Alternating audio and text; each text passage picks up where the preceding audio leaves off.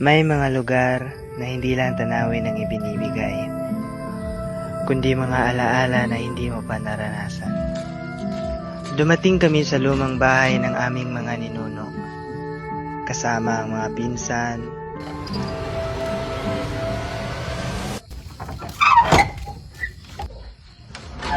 bakasyon, pahinga, tawanan.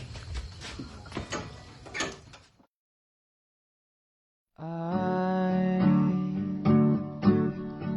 know a place. It's somewhere I go when I need Sa gabing yon may kanta, your may tawa, face. at sandaling nakalimutan We get ang bigat married ng mundo. in our heads.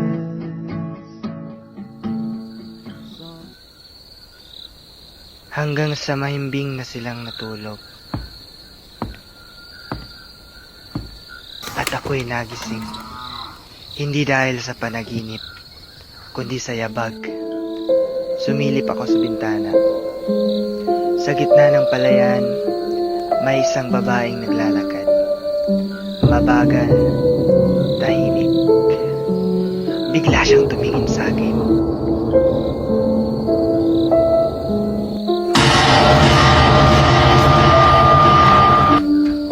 Nanlamig ako sa takot. Bumalik ako sa kama. Pinilit matulog. Pagmulat ko kinabukasan, magaan ang pakiramdam ko. Parang may kulang, pero masaya. Sa palayan nakita ko siya.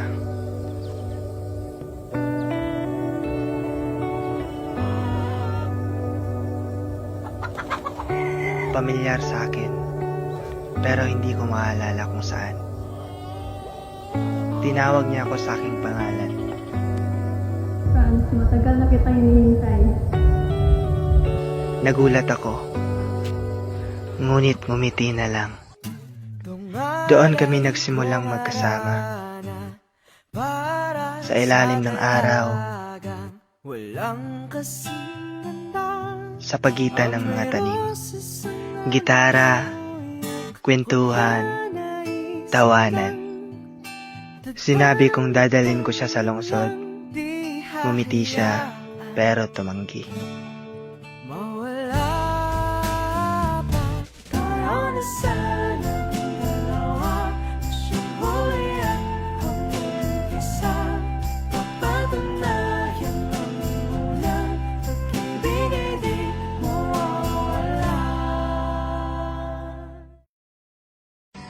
Kinabukasan hindi ko na siya nakita.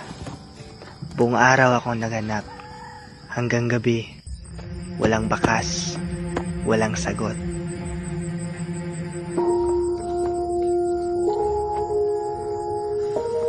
Nagtanong ako sa isang magsasaka.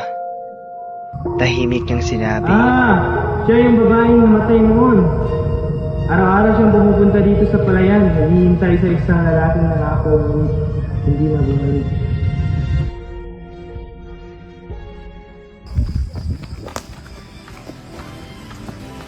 nakita ko ang kanyang buntod.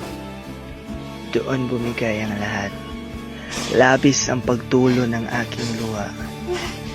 Hindi dahil nawala siya, kundi dahil ngayon lang ako dumating. At sa gitna ng aking luha, nagpakita siya. Ngumiti siya, at unting-unting naglaho. Okay lang, dumating ka rin.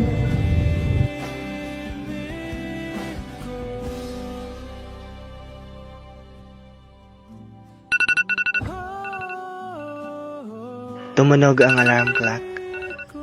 Nagising akong umiiyak. Panaginip lang pala. Pero parang totoo.